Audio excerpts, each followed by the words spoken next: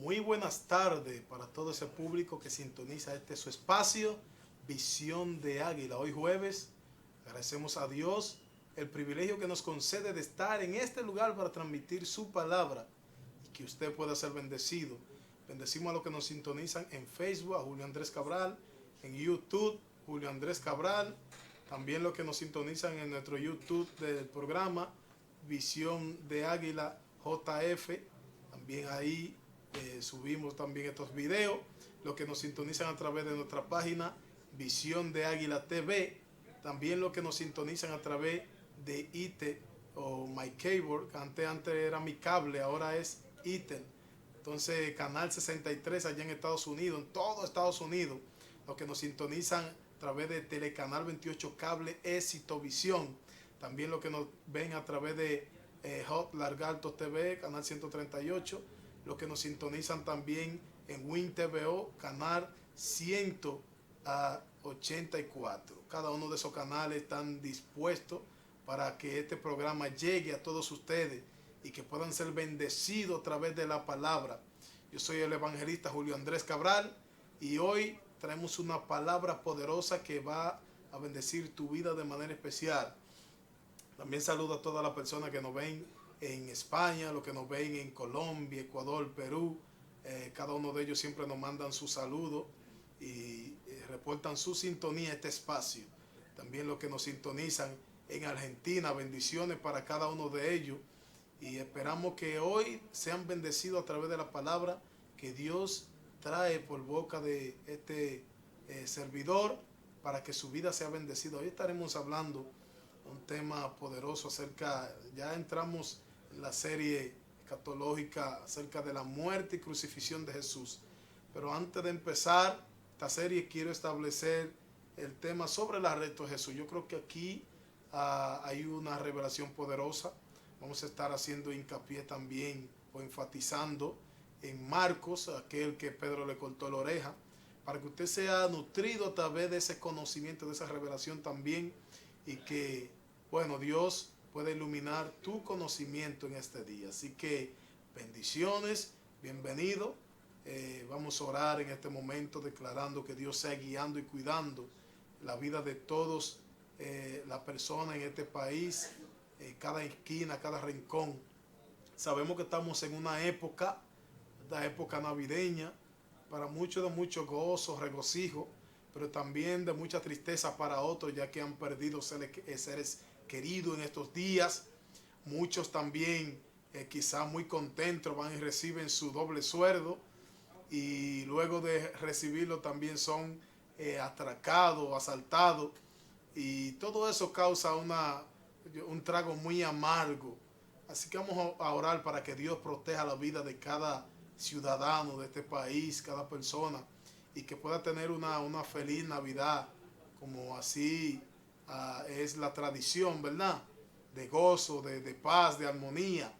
Nosotros somos de los que no somos partidarios de estos tipos de asuntos tradicionales, pero sin embargo yo siempre veo el lado positivo de todo y creo que si en esta fecha realmente se logra reunir la familia, si en esta fecha se logra hacer cosas que cotidianamente no se hacen, pues yo creo que eso es positivo y por qué no aceptarlo y decirle bienvenido.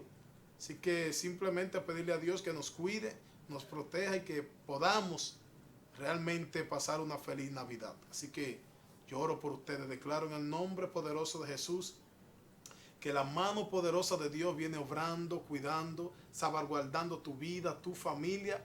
Reprendemos todo espíritu de robo, todo espíritu de asalto, todo espíritu de muerte. En el nombre poderoso de Jesús, toda acta de decreto de la tiniebla en contra de tu vida y de tu familia reprendida ahora mismo en el nombre poderoso de Jesús. Y yo declaro cielos abiertos a favor tuyo, que la mano de Dios te cubre, que el poder de Dios se manifiesta sobre ti, guardándote de todo acecho de la tiniebla, de todos planes ocultos ideados por el maligno. En el nombre poderoso de Jesús vengo declarando una protección divina sobre tu vida. Vengo declarando cobertura, vengo declarando cuidado de Dios para ti y para los tuyos. En el nombre poderoso de Jesús son declaradas estas palabras a favor de tu vida. Bendigo de manera especial a los que sintonizan este espacio, Señor, que su vida no sea igual a partir de este momento. En el nombre poderoso de Jesús de Nazaret, lo declaro hecho, y lo hecho, hecho está. En el nombre poderoso de Jesús. Vamos a una primera pausa y cuando regresemos, pues comenzaremos a disertar el tema que tenemos para esta tarde. Así que bendiciones y bienvenido. Vamos a la pausa.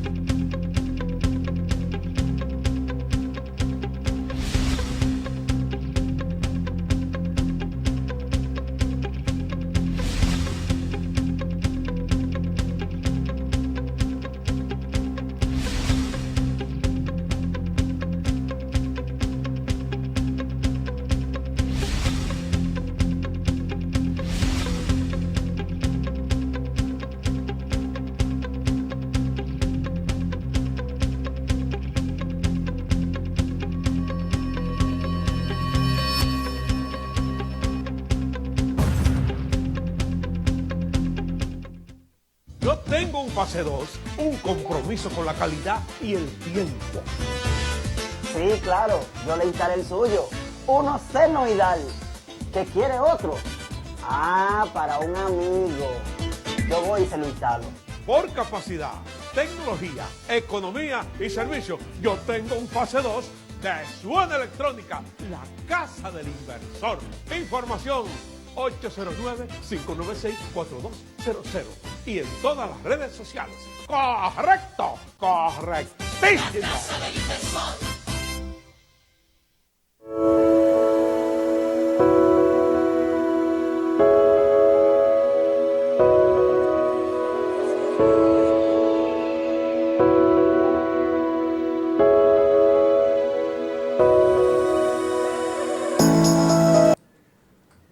Gloria a Dios. Bueno, ya estamos de vuelta en este su espacio, Visión de Águila. Bueno, tenemos el tema hoy acerca del arresto de Jesús.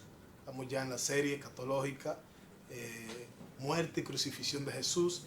El próximo día estaremos profundizando con más conocimiento acerca de esto. Pero quiero establecer estas palabras, ¿verdad? Porque aquí hay gran enseñanza acerca de qué pasó antes de entrar a ese proceso donde Jesús es azotado, es maltratado, vituperado, ofendido, burlado o encarnecido. ¿Qué pasó antes y cómo se da esto? Recuerde que Jesús siempre utilizaba el modo de oración y la forma de lo que es relacionarse con el Padre a través de la intimidad. Por eso un lugar famoso donde Jesús subía para hablar con su Padre a través de la oración, pues lo era el monte Getsemaní.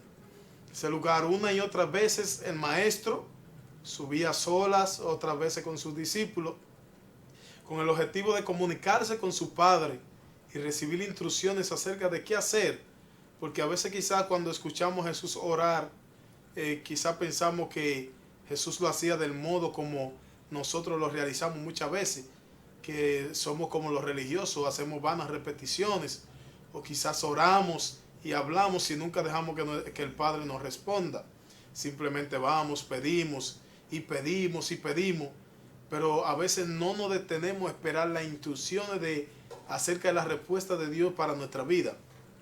Yo creo que cada vez que Jesús subía al monte a orar, era específicamente para recibir esas instrucciones acerca de qué había de hacer mediante su ministerio en todo su andar. Porque Jesús una y otra vez se lo dijo: yo no hago nada por mi propia cuenta, sino lo que mi Padre me dice que haga, ¿ya? Lo que me dice que diga. De manera que nos damos cuenta que a través de la oración era como Jesús podía comunicarse con el Padre, y que el Padre le ordenara, le diera orden de qué hacer en su ministerio, en su diario vivir. Todo era un orden, todo era una perfecta unidad, una excelente obediencia, ¿verdad? Entonces, de esta manera Jesús lo hacía. Solía irse solo al monte de los Olivos, y sus discípulos también en muchas ocasiones le siguieron. Pero la Biblia dice que en un momento subiendo en el monte, pues Jesús se entristeció en gran manera, porque ya el Padre le estaba mostrando cómo había de padecer por causa de nosotros. Quiero enfatizar este sacrificio como el sacrificio que nos dio acceso a la salvación, para que nosotros podamos tener este privilegio de alcanzar salvación por medio de Él. Jesús subió a aquel lugar y la Biblia dice que se apartó de ellos a distancia y oraba en una piedra de rodillas. Y en un momento, conociendo de lo que había de padecer, la Biblia dice que le dice al Señor, me imagino llorando, dice: Padre, si es posible, pasa de mí esta copa, pero que no se haga mi voluntad, sino la tuya. Porque era tanto lo que él estaba ya viendo que estaba a punto de acontecerle, que él en un momento como hombre, no como Dios, sino como hombre, pudo vivir en carne viva, ya sin antes ser manifestado ya los azotes y todos esos padecimientos que habían de venir. Y él lo vivió. Y cuando él ve esto es cuando le dice al Padre: Padre, si es posible, pasa de mí esta copa, pero que no se haga mi voluntad, sino la tuya. Porque mientras Jesús estaba, lo primero que hizo fue que se despojó de su gloria. Él no necesitaba obligatoriamente venir a morir por nosotros para ser Dios o hijo de Dios, porque la Biblia establece que desde el principio Él estaba con Dios. Por eso en el libro de Juan capítulo 1 dice que en el principio era el Verbo, y el Verbo era Dios, y el Verbo era con Dios, y el Verbo era Dios, y el Verbo fue hecho carne y habitó entre nosotros, con gloria como del unigénito Hijo de Dios, dando a entender que Jesús desde el principio era Hijo de Dios, tenía gloria, tenía dominio, reino. Él no recibió el dominio, la autoridad cuando Él viene y muere por nosotros, ya Él lo tenía, sino que lo que Él hizo fue un acto voluntario de entregar su vida por nosotros, de venir a padecer de tal manera por los mismos hombres que estaba a punto de entregar su vida. Esto fue un acto voluntario.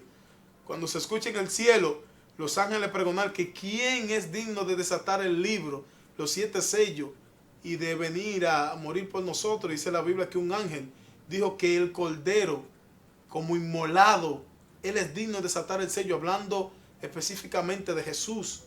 Entonces Él se despojó del reino celestial, se despojó de su gloria, de estar a la diestra del Padre, para venir a esta tierra a padecer y a sufrir por nosotros. Sin embargo, aquello por lo cual Él vino a sufrir fueron los que propiciaron su muerte. Pero hay algo que es importante revelar. Todo esto tiene que ver con un plan de salvación, porque sabía Dios que en esta tierra ya se estaba moviendo la tiniebla, se estaba moviendo el mal, Satanás y sus demonios. Y era una lucha por salvar la humanidad del juicio eterno, ¿verdad? Provocado por el mismo maligno, llevándolo al pecado.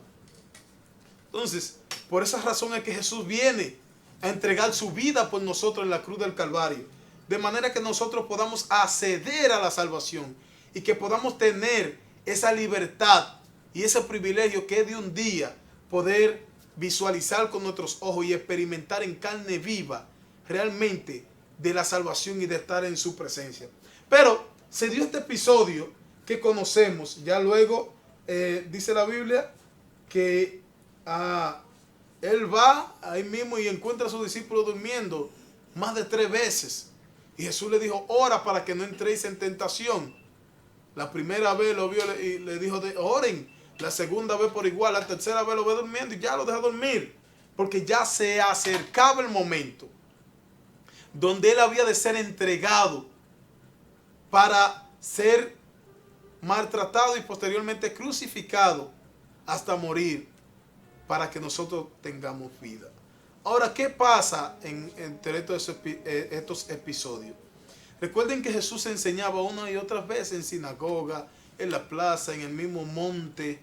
Le enseñaba a los discípulos una y otras veces cuál era el modo operandi de él y cómo debía de ser las cosas. Le enseñaba a sus discípulos cómo era nuestra guerra, cómo era nuestra batalla, cómo debe de ser el comportamiento de un creyente ante la sociedad, cómo debe de ser. Y los discípulos lo escuchaban. Tanto así que Jesús le decía también una y otra veces, es necesario que el Hijo de Dios sea entregado en manos de los hombres y que muera y sea crucificado, pero que al tercer día resucite. Se lo dijo una y otras veces. Y más adelante, mientras vayamos desarrollando esta historia, usted va a ir viendo cómo se da cada una de estas palabras que Jesús le dice a sus discípulos de antemano, se van desarrollando a lo largo de su trayectoria, ya antes de ser crucificado, comienzan a cumplirse unas y otras. Y sin embargo, sus discípulos estaban tan cegados por la falta de entendimiento y de conocimiento de Dios que no podían entender la palabra que Jesús le decía. Por eso aconteció que en los momentos donde entonces se manifestaba la palabra que él le decía, en muchas ocasiones, era que ellos despertaban. Entonces podían entender la palabra. Ellos decían, ahora entendemos por qué él decía esto o aquello. Cuando se manifestaban, y así hay mucha gente que uno le predica la palabra de Dios, le hablamos del evangelio de salvación, le hablamos de Jesucristo, le hablamos que el infierno existe, y la gente hace caso omiso. ¿Por qué? Porque ellos ignoran lo que se les dice, pero en el momento cuando tienen que enfrentarse ante la realidad, entonces donde las personas despiertan y dicen, oye, ¿por qué yo no hice esto, aquello, lo otro? ¿Por qué no obedecí la palabra? ¿O por qué no entendí lo que se me decía? Simplemente la palabra no hallaba cabida en ti porque tú no estabas escuchándola con temor y temblor, no estaba obedeciendo. No era un oidor fiel y que agrade a la palabra de Dios. Entonces con los discípulos pasaba eso, tanto por su falta de fe como también por su falta de conocimiento y entendimiento. Que ellos cuando se manifestaba entonces la palabra que Jesús les decía, era que decían, pero verdad, el maestro no lo dijo. Jesús habló de esto en tal lugar. Entonces a los discípulos él les enseñaba cómo debería ser el modo operandi de un hijo de Dios. Sin embargo, ellos nunca acataban esas palabras, nunca ordenaban su vida para estar alineado a esa palabra y que en el momento que llegue la tentación, que llegue a el momento crucial, estén preparados, como en el caso de Pedro. Si usted lee en el versículo capítulo 22, verso 31, ahí Jesús anuncia la negación de Pedro. ¿Qué pasa ahí? Pedro, él mismo voluntariamente se le acercaba al maestro. Dijo, Señor, yo quiero entregar mi vida por ti. Jesús le dijo, apártate de mí, Satanás, porque ¿cómo tú vas a entregar tu vida en lugar de mí si yo vengo a salvar la humanidad? En otra ocasión Jesús dice, en esta noche se alborotará el pueblo. Pero dice, yo no me voy a alborotar. Jesús le dijo la palabra. Esta se cumple ahora. Pero también le dice a Pedro, antes de que cante el gallo me negará 3 veces. Porque Pedro era muy precipitado a decir que hacía, que era. Y no a obedecer a la palabra de Dios. Porque el Señor le decía una y otra vez, decía, a mí que soy el árbol, me han cortado, me han maltratado, el mundo me aborrece, cuánto más a vosotros. O sea, Jesús lo estaba preparando a ellos para todo lo que él mismo iba a experimentar, que ellos también en un futuro iban a vivirlo. Lo estaba preparando, sin embargo, ellos en vez de aceptar la palabra y obedecerla, ellos se justificaban, como el caso de Pedro. Decía que no iba a hacer esto, que no iba a hacer aquello. pero no obedecía la palabra. La Biblia dice bien claro que más vale la obediencia que el sacrificio. Y a veces queremos sacrificarnos en cosas que ni siquiera estamos obedeciendo por ellas. Entonces Pedro era muy sacrificado y precipitado en hacer las cosas, sin embargo no en obedecer y esperar el cumplimiento, y que cuando se cumpla lo que el maestro decía, pues entonces él pueda salir a flote por la obediencia a la misma palabra. En este caso, cuando van a arrestar a Jesús, la Biblia dice que aún hablaba Jesús con ellos, cuando de repente se presenta una turba, dentro de los cuales se encontraba Judas. Cuando usted comienza a buscar la biografía acerca de Judas, usted se da cuenta que Judas estuvo a la mesa con el maestro. Fue uno de los 12 discípulos, fue escogido por Jesús. Y fue uno de los discípulos que tuvo más privilegio, como lo hemos dicho en otras ocasiones y lo dice la Biblia, que Judas era el tesorero del ministerio de Jesús. Tenía uno de los compromisos más fuertes que tenía que ver con los discípulos, que era el tesorero. ¿Sabe que la tesorería es uno de los compromisos más fuertes que pueda tener una institución o cualquier ministerio o movimiento? Porque tiene que ver con dinero, tiene que ver con la finanza. Sin embargo, Judas era tesorero. Y el mismo Judas, que era tesorero, que estaba con Jesús, que vio los milagros, que escuchaba a Jesús hablar, que veía cómo Jesús se manifestaba, fue el mismo entonces que se presenta delante de los Sanedrines y le pide carta para entregar a Jesús. Le entrega orden para entregar a Jesús, y aparte de su ganancia, como fue el caso de las 30 piezas de platas. Va con Jesús con la turba, con palo, con piedra, armado. Fueron armados a apresar a Jesús. Porque a veces la tiniebla interpreta las cosas de una manera a como se debe, la tergiversa. Al parecer le dijeron, ese hombre es peligroso. Es un hombre que tiene poder, un hombre que tiene autoridad. Ustedes no pueden venir. Ustedes no pueden venir desarmados ante ese hombre. Y ellos fueron armados. Pero ellos no entendían que lo que Jesús manifestaba no tenía que ver con armamentos nucleares, ni mucho menos armas de fuego, ni armas largas. Nada de eso. Lo que Jesús manifestaba era el poder de Dios. Sin embargo, era una amenaza. Y por esta razón, ellos, en vez de entender que lo que Jesús hacía tenía que ver más con lo espiritual que con lo literal, porque usted sabe que el pueblo de Israel esperaba un libertador, porque estaban subyugados por los romanos. Ellos esperaban a alguien que los libertara, pero ¿cuál era la característica que tenía que tener un libertador? Bueno, que tenía que ser un hombre de guerra, tenía que ser alguien que tuviese poder, adquisición, quizá alguien que naciera de un palacio, que tuviese riqueza. Sin embargo, la característica que poseía Jesús era totalmente disoluta, era totalmente contraria a la que ellos esperaban.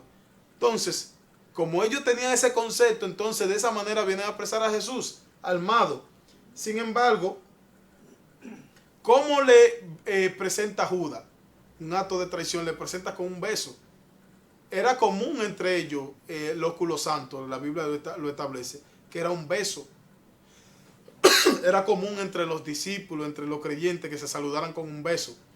Sin embargo, en esta ocasión, el beso de Judas no fue un beso que tenía que ver con lo santo, lo puro, lo agradable. Tenía que ver, aquí se puede denominar muchas cosas. Aquí se puede ver hipocresía, traición, engaño. Porque el beso que está representando Judas no era óculo santo, no era santo. Quiero enfatizar en esto, como pasa con mucha gente que te abrazan y te dan un beso, sin embargo, loco por horadar tu espalda, o porque se borra tu existencia.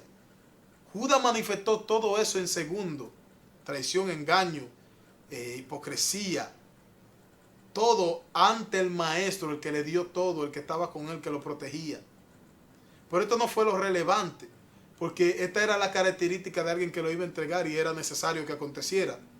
Lo relevante es que Jesús, conociendo a Judas, le dio todos esos privilegios. Es porque Dios no hace acepción de personas y Dios nos ama independientemente de cuál sea nuestra debilidad o nuestra falta.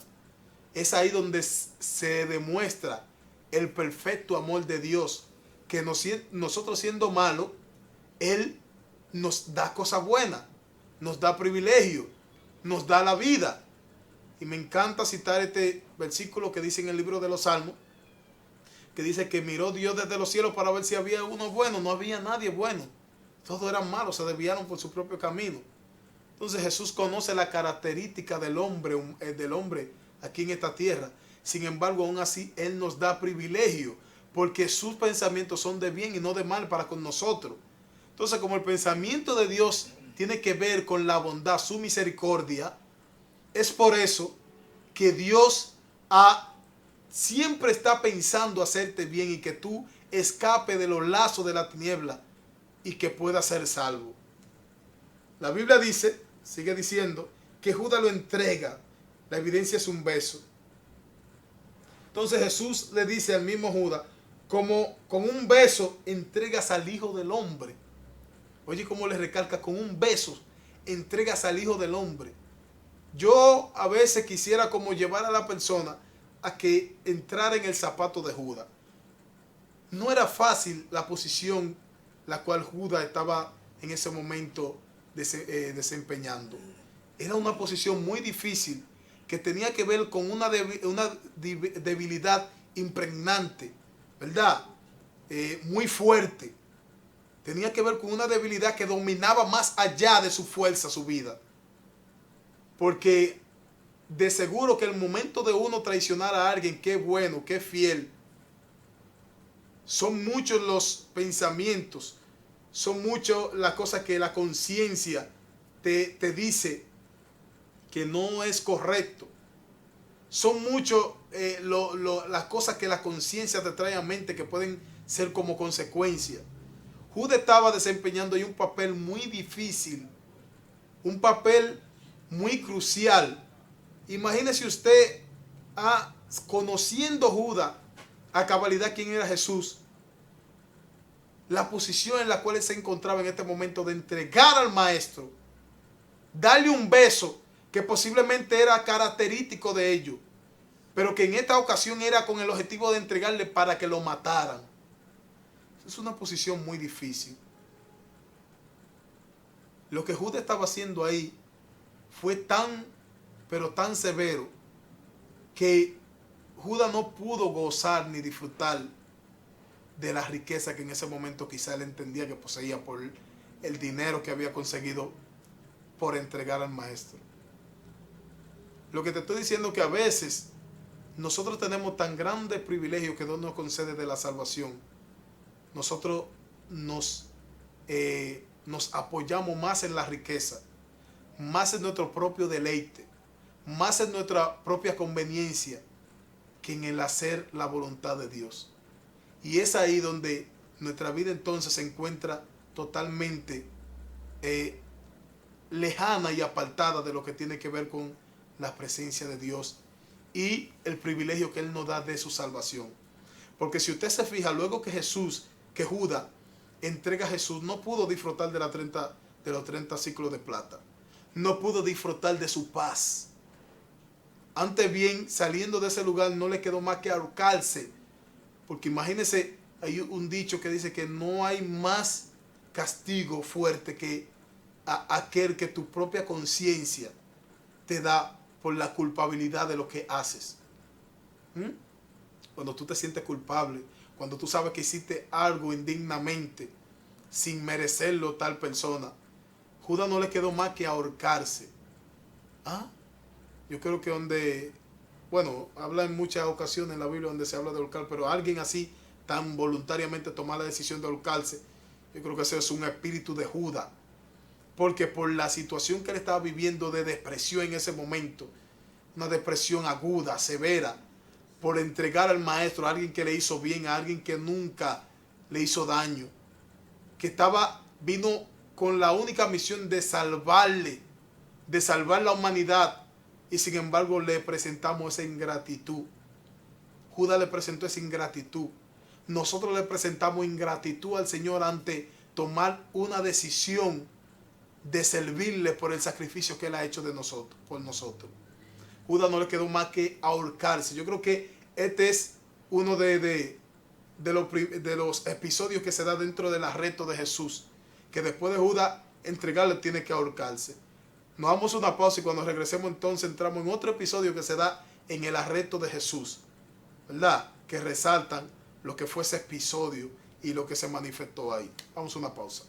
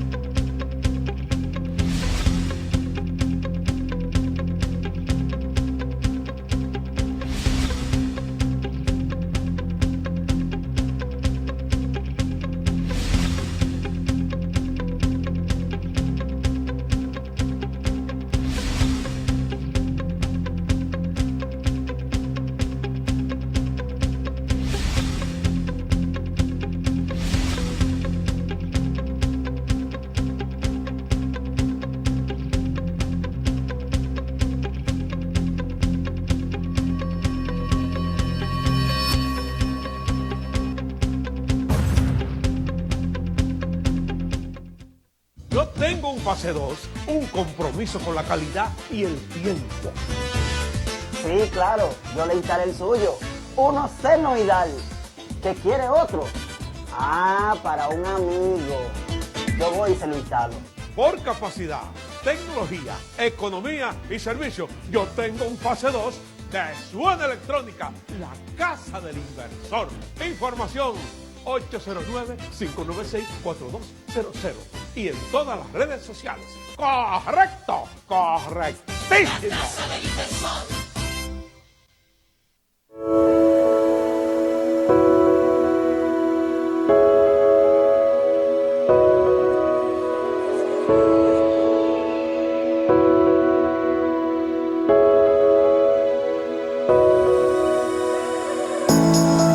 Gloria al Señor, bendito es el nombre de Dios. Aleluya, Dios es bueno, para siempre son su misericordia. Bueno, continuamos desarrollando este tema poderoso acerca de la muerte y crucifixión y muerte de Jesús. Pero estamos dando la antesala que tiene que ver con el arresto de Jesús. Bueno, le decía que Judas, luego que entrega a Jesús, tiene que ahorcarse por la culpabilidad que sentía en ese momento, su conciencia reprendiéndole por haber traicionado al maestro de esta manera. Bueno, el próximo episodio que se manifiesta es que cuando viene la turba a apresar a Jesús, se levanta inmediatamente los discípulos y le dice: heriremos a espada. Recuerden que Jesús, momento antes, aquí hay como, tenemos que enfatizar un poco en esto, porque aquí tiene que ver como con algo humano. Aquí hay algo humano que manifestó Jesús, que puede verse desde diferentes vertientes. Sabe que la palabra les representa la espada también, o la espada la palabra. Pero también aquí hay un momento que Jesús le dice a sus discípulos que sí tienen espada. Ellos le dijeron que no, entonces Jesús le dice: ¿tienen dinero? Y le dice: vayan, compren espada, y solamente Dios para comprar 2 espadas. O sea, ahí estaba bien, se dio algo humano, como algo humano, una pelea que se estaba a punto de manifestar, pero que se interpretó como lo humano. Quizás podemos verlo ahí dentro del Jesús hombre, decirle a sus discípulos esta palabra, pero sin embargo, anteriormente Jesús darle instrucciones de cómo debía de ser el comportamiento de un hijo suyo. Yo creo que no debió desenfrenar la actitud de sus discípulos para que en ese momento entonces ellos tomen la decisión de jalar la espada y querer defender a Jesús como humanamente, ¿verdad? Entonces, ellos compraron 2 espadas, dice la Biblia. Entonces, al venir a apresar a Jesús, inmediatamente ellos le dicen, lo heriremos espada. Y uno de ellos, el precipitado, el que siempre actuaba desenfrenadamente, pero que tenía un gran potencial, que es muy importante recalcar el Pedro precipitado, el Pedro desenfrenado, pero también el Pedro que tenía un deseo ardiente de lo de Dios, el Pedro que Dios había visto un corazón que anhelaba algo de parte del Señor, aunque él no entendía cómo podía conquistarlo. Yo creo que Dios siempre está viendo de nosotros lo que el hombre no puede ver a simple vista. Y yo creo que por eso es el versículo que dice que Dios no mira lo que mira los hombres, pues los hombres ven lo que está delante de su vista, mas Dios mira el corazón. Amén. Entonces, eso era lo que Dios estaba viendo en Pedro. Dios estaba viendo en Pedro un potencial, un futuro tan glorioso que ni él mismo iba a entender a cabalidad de quién era por el poder que se iba a manifestar a través de él. Sin embargo, era precipitado, sin embargo, era muy fortuito. Pedro era muy esporádico. Entonces, se manifestaban los dos en él, porque él actuaba en manera por accidente, según él, pero en otra manera hacía cosas agradables en momentos, pero en otro momento como que no muy agradable. Pero Dios estaba mirando el corazón que había en él. Estaba mirando lo que él iba a hacer a través de Pedro. Dice la Biblia, que rápidamente saca una espada y hiere en la oreja a un siervo del sumo sacerdote y le cortó la oreja derecha. Que aquí entra otro episodio donde quiero desatarte alguna revelación. Este siervo que Pedro le cortó la oreja se llamaba Marcos. Marcos era un siervo del sumo sacerdote. Recuerde que siempre los siervos, ellos servían con el objetivo de ir escalando niveles, ¿verdad? Como por ejemplo, cuando usted está en su congregación, usted tiene que servir a su congregación, servir a sus padres espirituales, y usted va escalando de nivel, usted va subiendo escalones. Según la excelencia de lo que usted está dando, así mismo también será la excelencia de lo que va a ir adquiriendo, porque tiene que ver con niveles. Entonces este siervo del sacerdote estaba sirviendo al sacerdote, pero también tenía que pasar por un sinnúmero de preparación, tenía que conocer leyes muy profundas que tenía que ver, leyes mesiánicas, leyes que tenía que ver con los libros principales de la Biblia de Moisés, mucho conocimiento, porque estaba a punto a ir escalando niveles hasta llegar a ser sacerdote. Entonces, para eso usted tiene que tener mucho conocimiento, tiene que tener muchos estudios. Entonces, este siervo estaba en ese proceso, y cuando él ve esta ocasión de apresar a Jesús, eso fue un privilegio. Esto él lo vio como un privilegio porque podía catapultarle a otro nivel. Recuerden que cuando un sumo sacerdote o principales enviaban a hacer algo, ellos daban dotes, ellos daban presentes, ellos posicionaban. Y lo vemos también en nuestro diario vivir, en las empresas.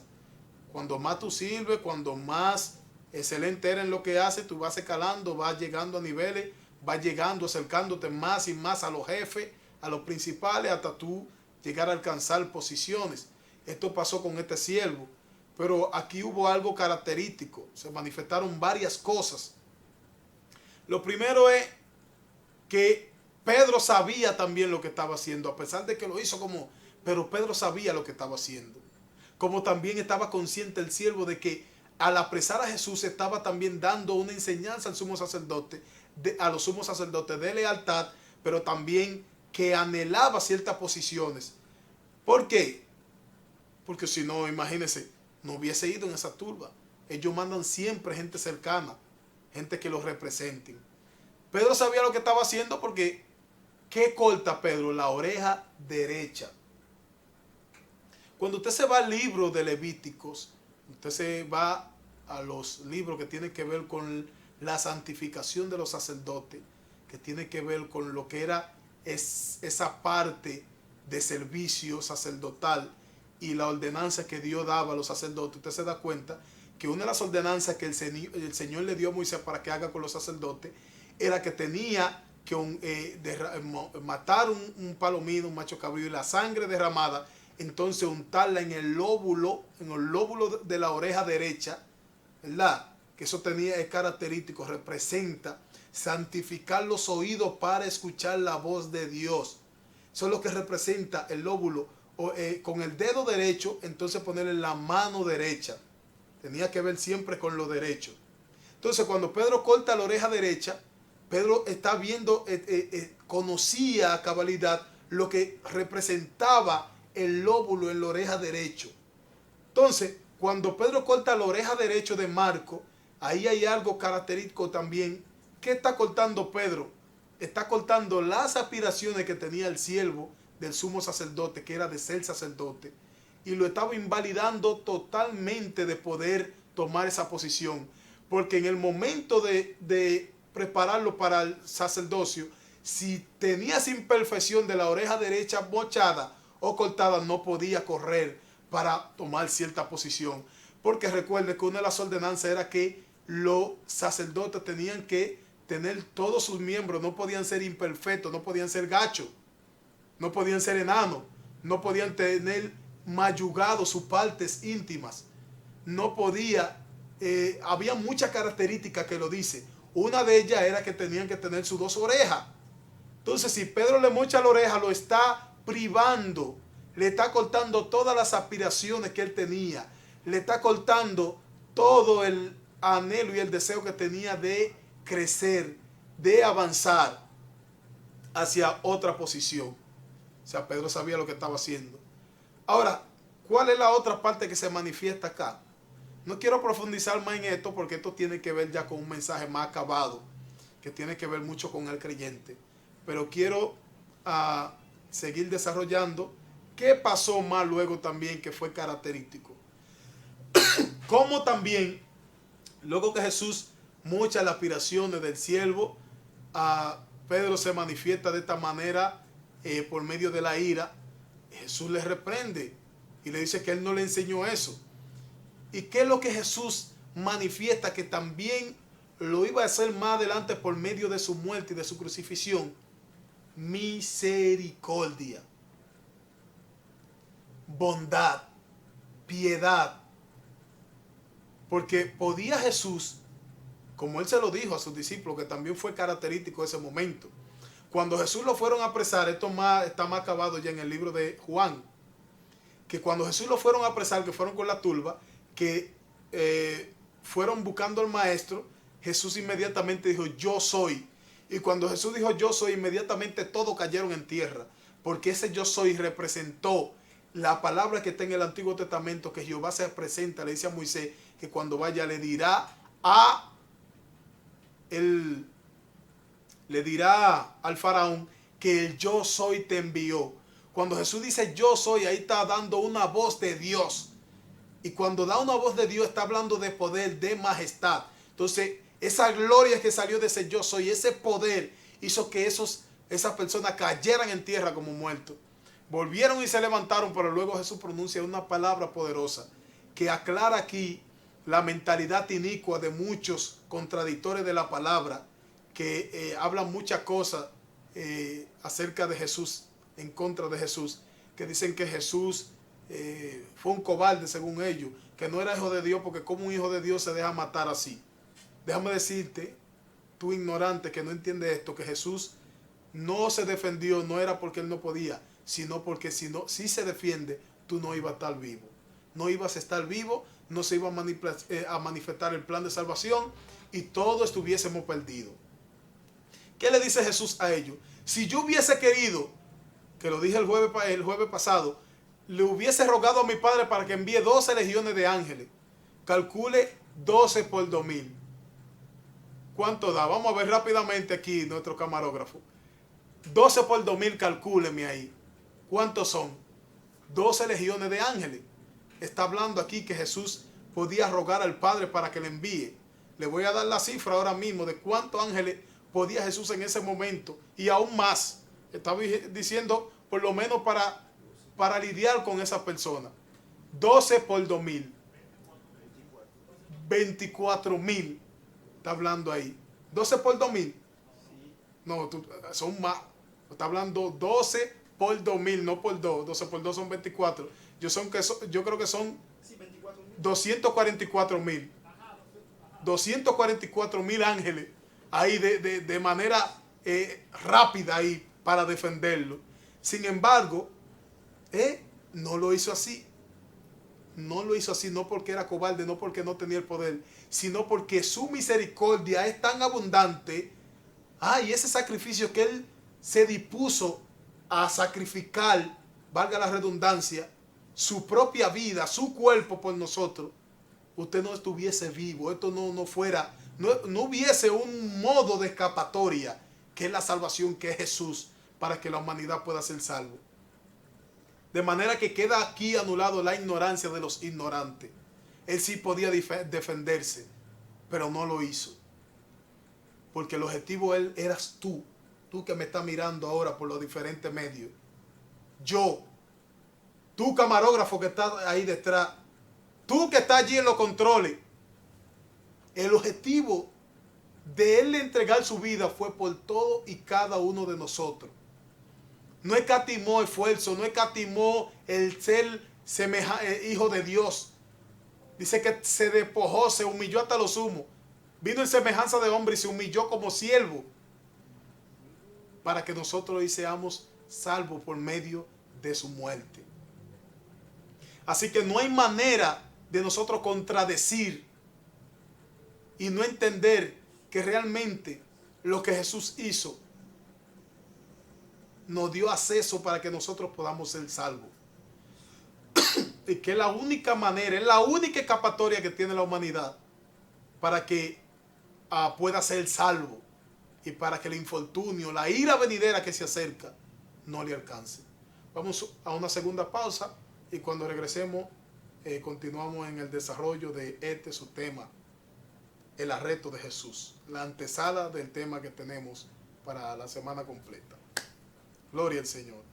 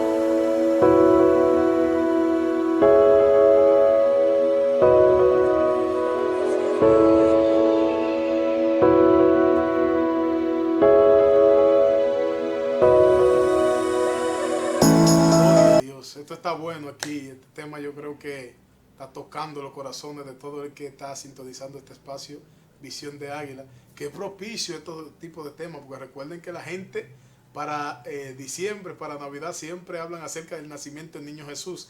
Recuerden que hemos estado tratando todos estos temas escatológicos acerca del nacimiento, de la profecía mesiánica y de todo lo que tenía que ver con el nacimiento de Jesús. Quisimos seguir dando tregua al tema hasta llegar a su muerte, resurrección, crucifixión, hasta la venida de Cristo. O sea, vamos a abarcar todos estos temas hasta llegar ya hasta el fin del negocio. Que yo creo que habrá muchos temas por mucho tiempo, pero estamos hablando acerca de lo que tiene que ver ya cuando Cristo venga y nosotros no estemos en esta tierra. Siempre, hasta mientras tanto, siempre estarán estos temas recordándote que el sacrificio de Jesús fue para salvarte, fue para salvarme. Creo que es muy importante que en esta época realmente reflexionemos, no por el momento, sino que sea la puerta de entrada a la conversión de nuestro Señor Jesucristo en nuestra vida. O sea, que nosotros quedemos convencidos de que Él es nuestro Dios y que sin Él nada podemos hacer, y que de una vez y por todas le entreguemos nuestra vida y que sea salvo tú y tu casa. Bueno, luego que Jesús restaura la oreja del siervo del sumo sacerdote, también ahí se encontraban sacerdotes. Jesús entonces le dice a ellos, a los sumos sacerdotes y a la jefa de la guardia del templo y a los ancianos que habían venido contra él: como un ladrón habéis venido con espada y palo, habiendo vosotros cada día, habiendo estado con vosotros cada día en el templo, no extendiste la mano contra mí, mas esta es vuestra hora y la potestad de la tiniebla. Jesús está hablando claramente aquí, y no es que ellos no lo intentaron, porque ellos intentaron una y otra vez. De hecho, en un momento estaba Jesús predicando en el templo y estaban planeando matarlo. Jesús tuvo que cabullirse por de medio de ellos. Hay mucha gente, yo he escuchado a mucha gente que dice que lo paralizó. Bueno, pues puede que sea así, no sé. En fin, es que dice la Biblia que él pasó por en medio de ellos y se fue. Ellos estaban ya pensando despeñarle por un lugar, arrojarlo de un monte, me imagino. Sin embargo, Jesús dice que se escabulló por medio de ellos y se fue. ¿Qué hizo? No sé, pero se le escapó. En otra ocasión enviaron algo así a apresarlo, los sumos sacerdotes y los principales de la guardia. Y cuando van a aquel lugar, aquellas personas lo escuchan hablar y dicen, ellos regresan diciendo: jamás hemos escuchado hablar al hombre así. Y en vez de echarle mano, los que terminan convencidos. Y en muchas ocasiones nosotros vimos que ellos buscaban la manera de echarle mano, de prenderlo, pero no era posible, porque no había llegado el momento. Que esto es un ejemplo también aquí. Hay muchas personas que yo le digo, y se lo digo aquí: yo soy inmortal. Y crean lo que soy inmortal. Y los hijos de Dios, que entienden también el propósito de Dios para con su vida, también son inmortales. Y usted dirá: bueno, aquí sí se dañó el tema.